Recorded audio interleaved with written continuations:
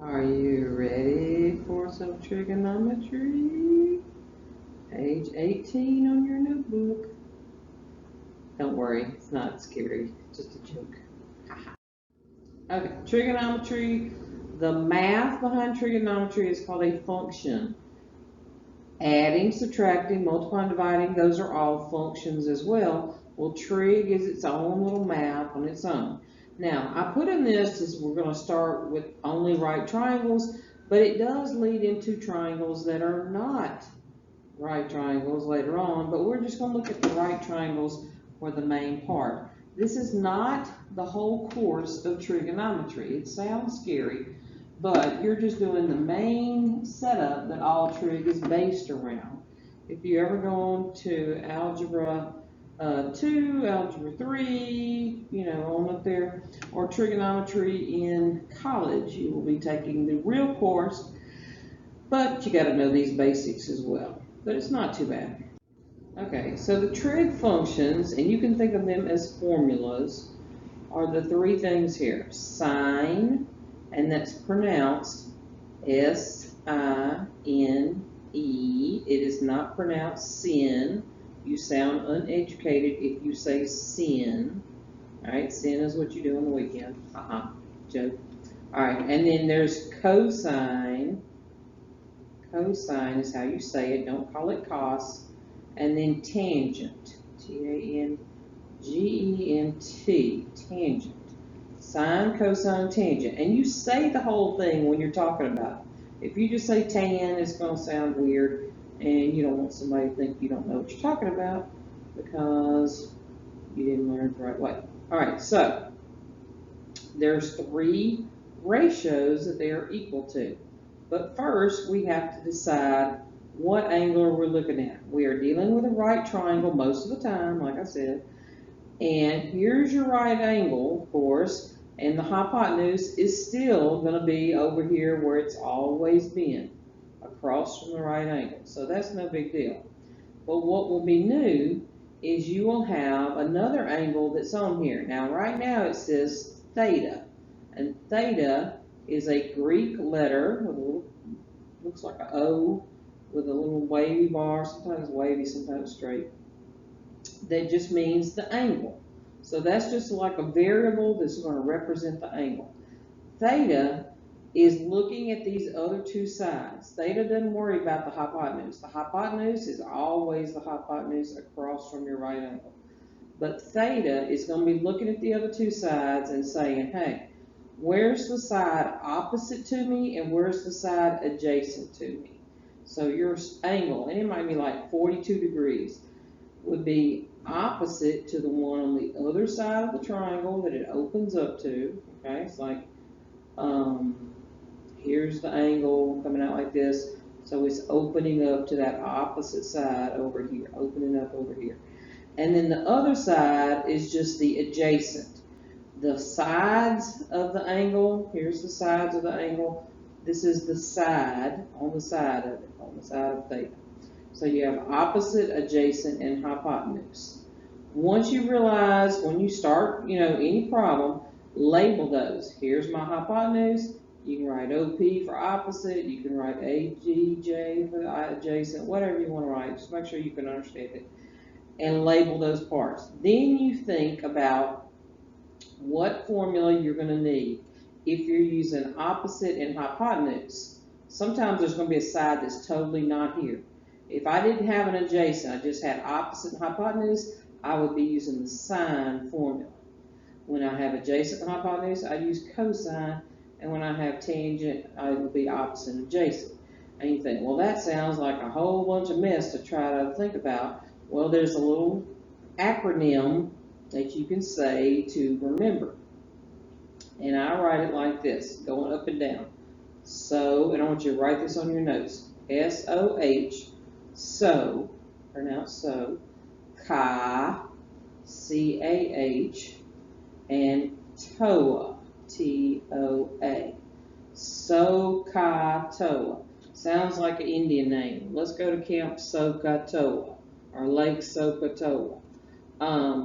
So is your sine, opposite over hypotenuse. cosine adjacent over hypotenuse, and tangent opposite over adjacent. And that's how everybody remembers it, because that's what goes together. All right, now what does all that mess mean? What they're doing is you're looking up the ratio of, let me see if I can find the highlighter, the ratio of those two sides, and it makes it decimal. So look up here. This is how we used to do it. Now you have calculators. We used to have in the back of the geometry book a big table for trigonometry. And if I wanted to look up the sine of 24 degrees, I'd come down here to 24 degrees, and I'd come over here to the sine column, and that's what it would be. If you type in your calculator, all right, now this is where I hope you have a good calculator and not just your phone, but if that's all you got, that's all you got. You're supposed to be able to hit the sine button, S-I-N, and then type 24, and you don't have to hit degrees or nothing, and just hit equal.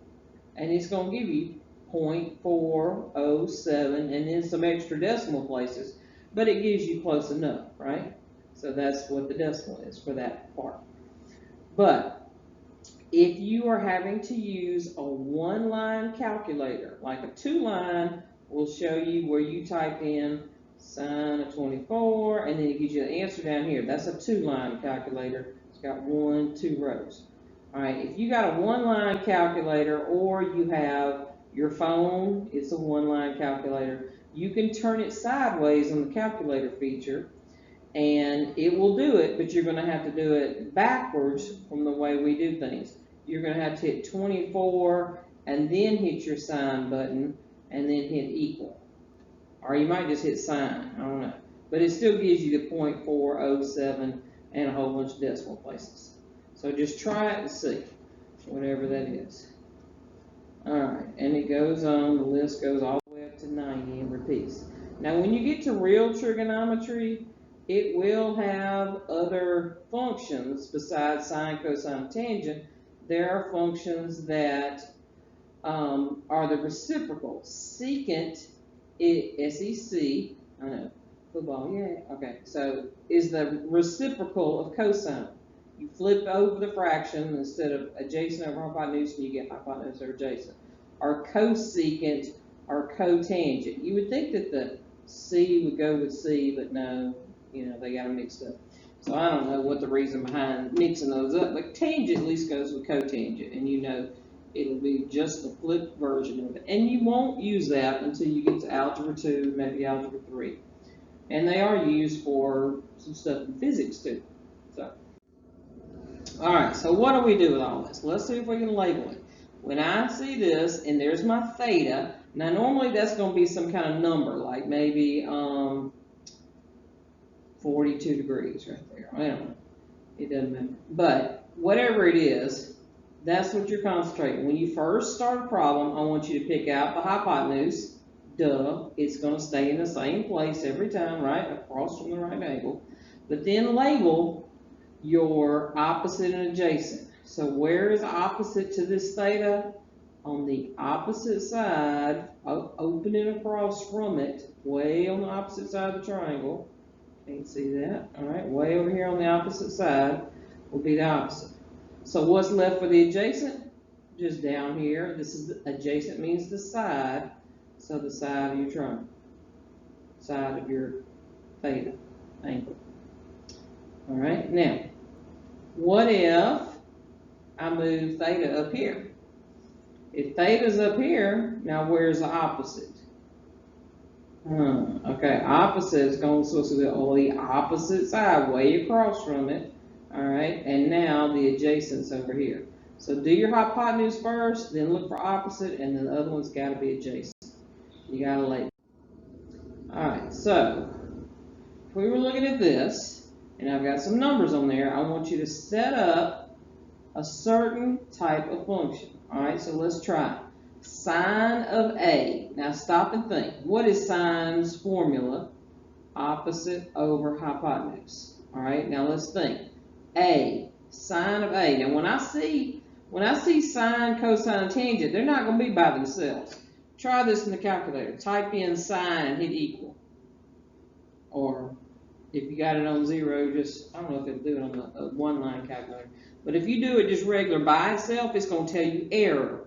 Because you can't say, I'm doing sine by itself. Sine is like saying plus, add something, and there's nothing to add.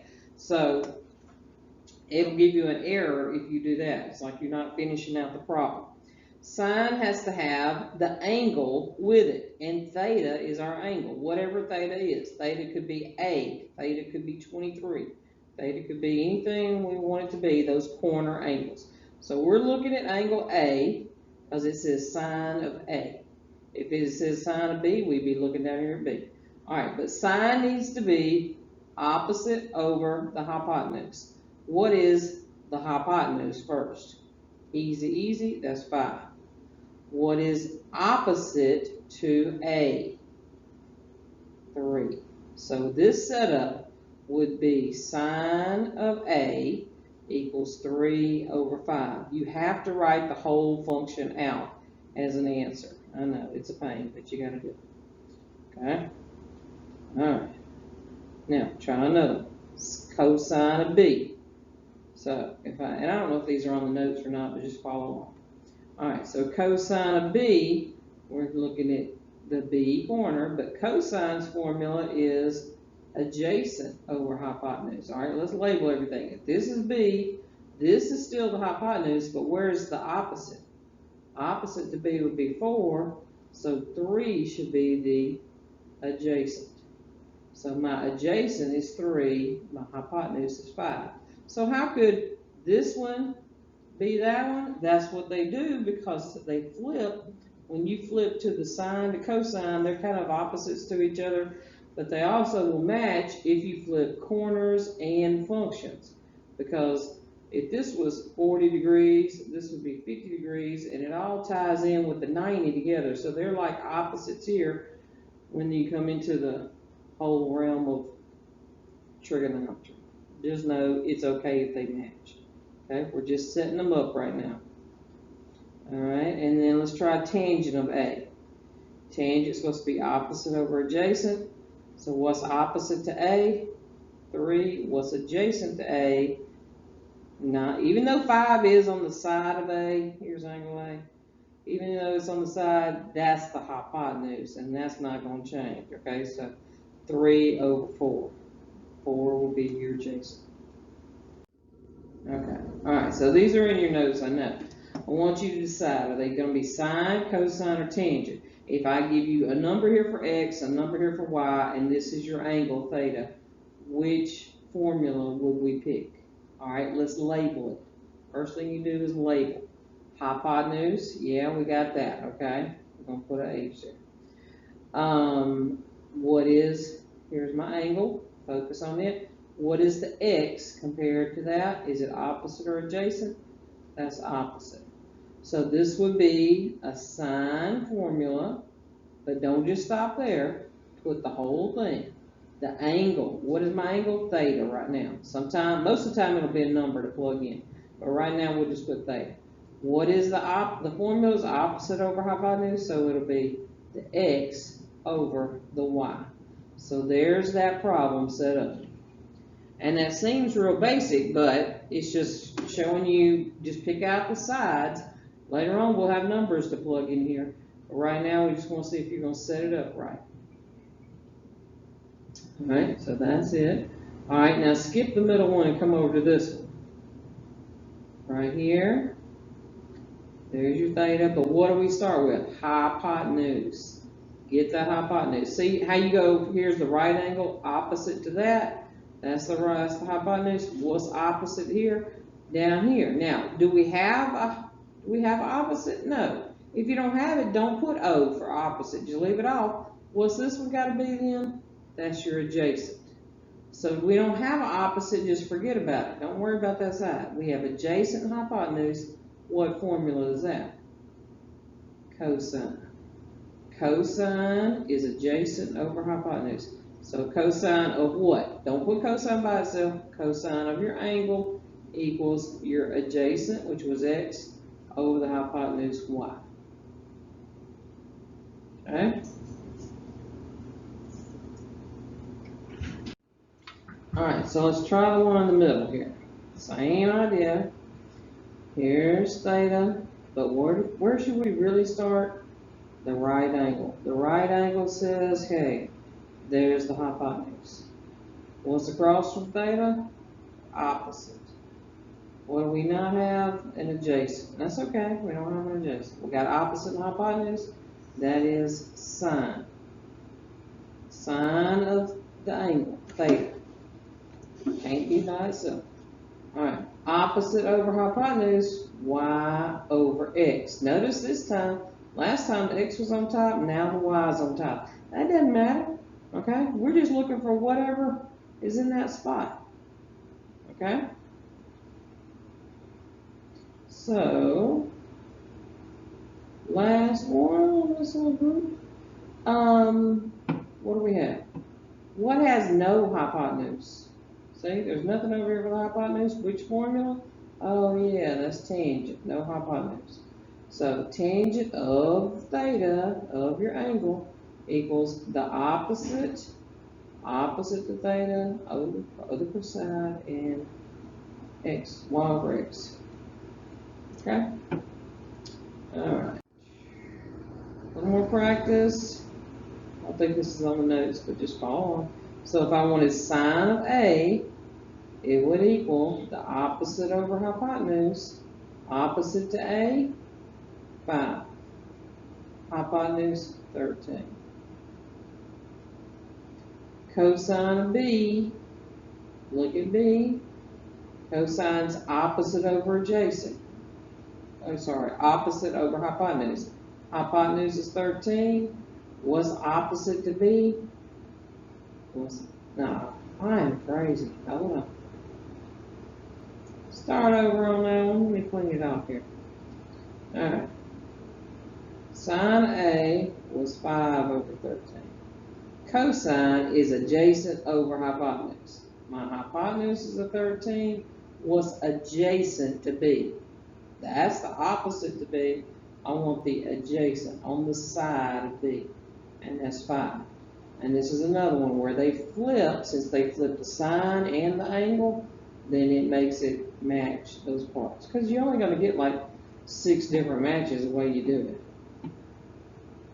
Alright, and then finally, what's tangent of A? Tangent is opposite over adjacent. Go back to A. Opposite to A, 5. Adjacent to A, 12. No hypotenuse. Alright, so what do we do to set the whole thing up? I've got an angle and I've got a side. I don't have the hypotenuse, but I want to find it. Now normally, back when we did Pythagorean theorem, we would say, I have 2 sides, I'm going to find the third. Well, I don't have 2 sides. I only got 1 side and a weird angle, right? So we're going to set it up with trigonometry to work it out. A side and an angle usually means trigonometry. Alright, so here's my right angle. So this is, if it comes up, hypotenuse. What is the 12 compared to the theta? 35 is my theta this time. That's the opposite. So which formula?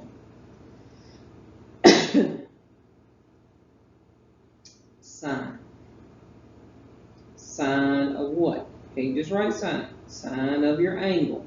Always have your angle. Equals the opposite, follow your formula, opposite over hypotenuse. So that's the whole problem set up, but it's not solved, okay? ACT wants you to solve it. Alright, so guess what we're going to do? Do you remember how to cross multiply? Yeah, okay. Cross multiplying when you got 2 fractions equal to each other, and you crisscross, you go diagonally, x times 20 and 8 times 10. X times 20 is 20x, 8 times 10 is 80, and now it's an easy problem to work on out, right? Divide out 20 and you get 4. Alright, yeah. Alright, so that's what you're going to do with trigonometry. you're going to have it as two fractions. Now, right now, we only got one fraction, but we can make this a fraction. How? Put it over a 1. So, watch what I do now. Don't pick up the calculator yet.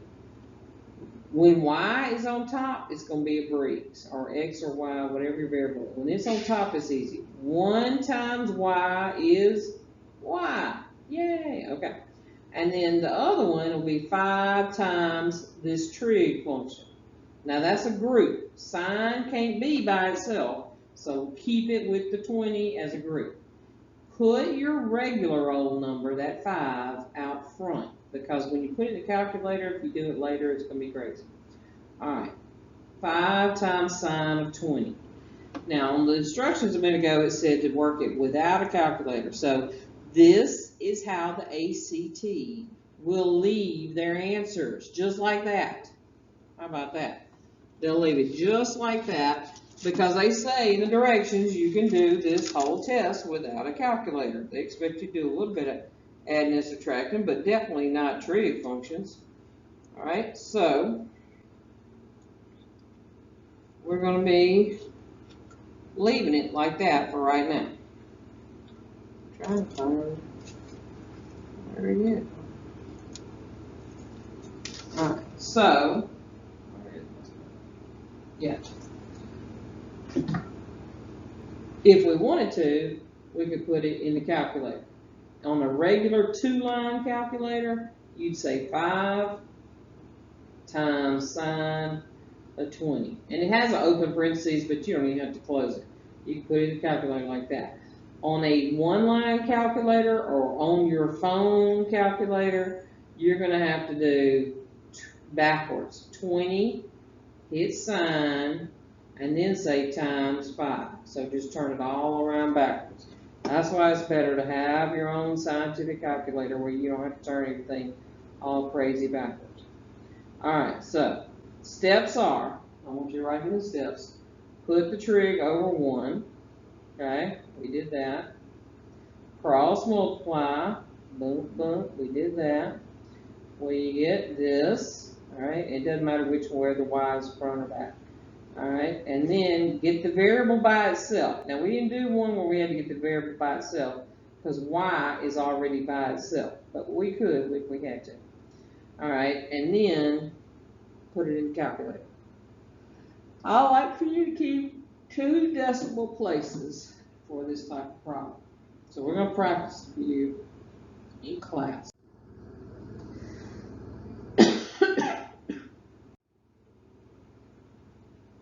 Okay, so back to the bottom where we already had this one started and we ended up with sine of 35 equals 12 over x. Now remember I told you if the x was on the top it was easier. When it's on the bottom, this is what's going to have to happen. You still put it over 1, you still cross multiply.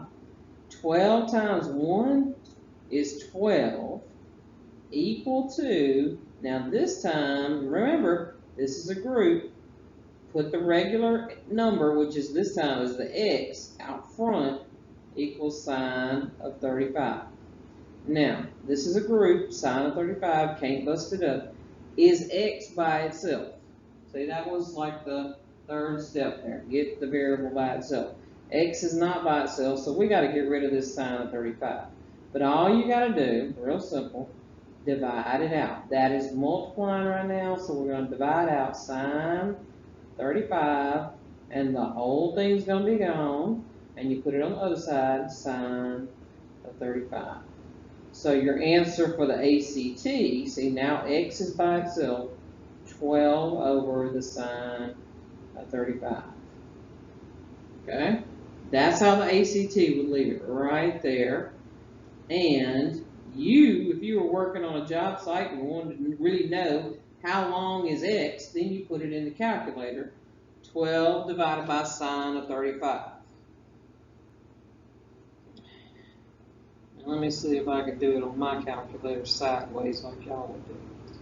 12 divided by, I think you got to do 35 sine and then equal. Yep. Okay. So if you have to do it if you're got a regular calculator or a scientific one, okay, you put in 12 divided by sine 35. If you've got a phone calculator, 12 divided by 35 sine, and then hit equal. Either way, you end up with 20.92. Look, okay, that's how long it should be. Alright, so next problem right next to it, I've already labeled them because they popped up too quick. Alright, so x is the adjacent, okay? 9 is the hypotenuse, no big deal. See if you can set it up. Adjacent and hypotenuse, no opposite, so that would be cosine. Fill in your parts. Cosine of theta, angle 26. That's the way it looks. Cross multiply and work it out. Put it over 1.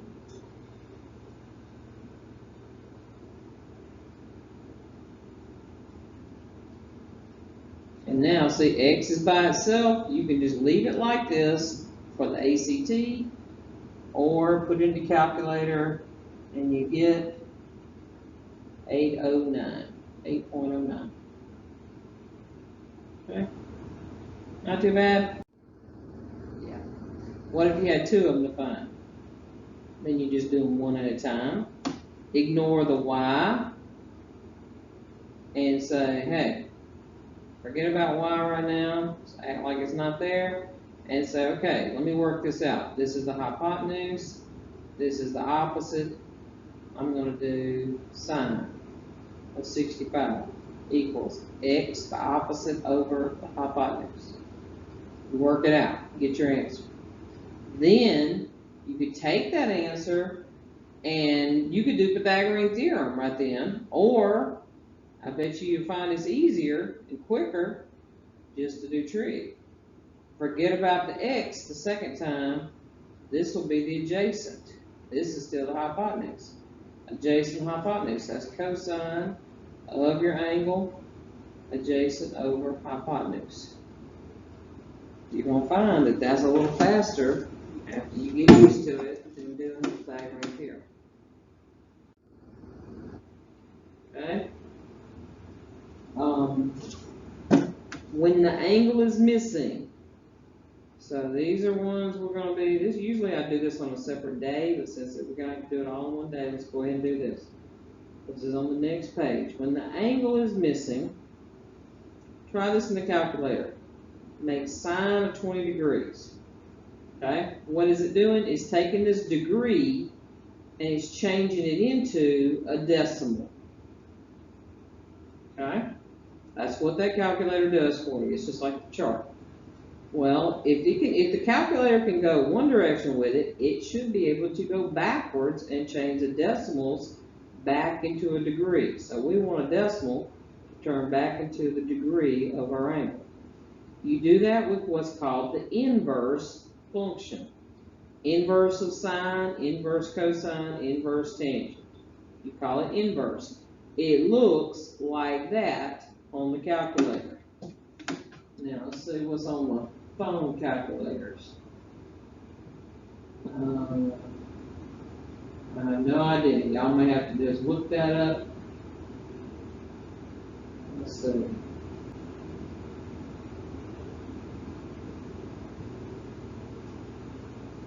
No, it's not the sign with the H kind of thing. I don't know. I'll have to figure it out. Maybe inverse. There's an I-N. Let's see.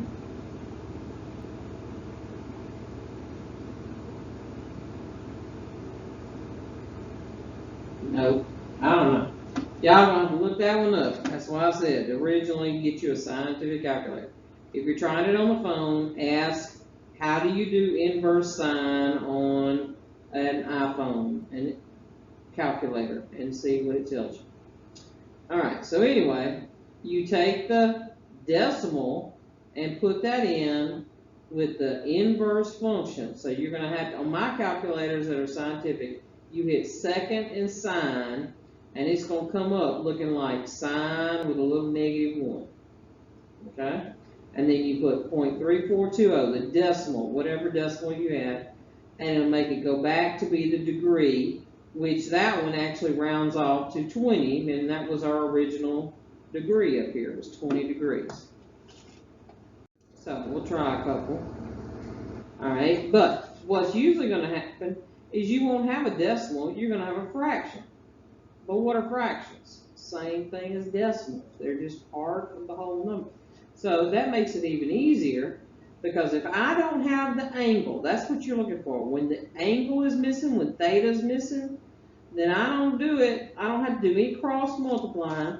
I just say inverse sine of 8 divided by 12. Isn't that great? Okay, no cross multiplying, no algebra. You got it. Okay? And that gives you 41.8 degrees. And we'll round them to 1 decimal place. Tangent of x, same idea.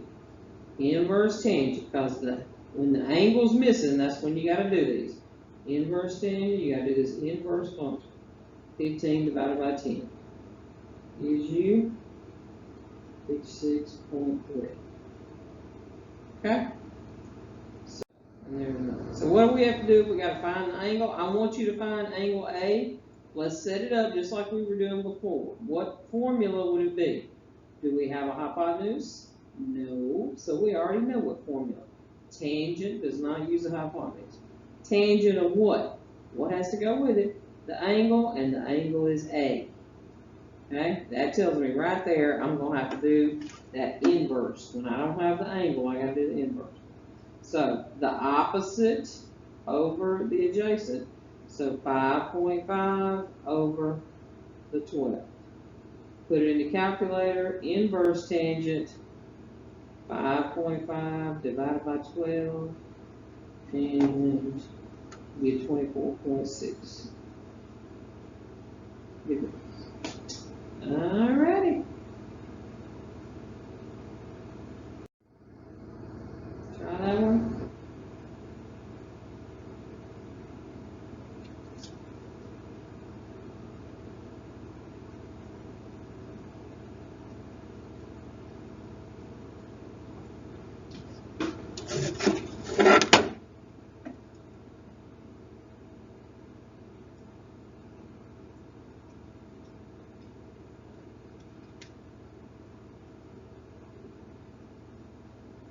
Okay. So, but I think on the test, when we have the big exam, I just leave it like the ACT leaves it. So you'd have inverse cosine of 12 over 16. Okay, how it ended up being in the calculator. And that would be answer B. Whatever angle B would be that. Okay, so expect that when you take a test from me.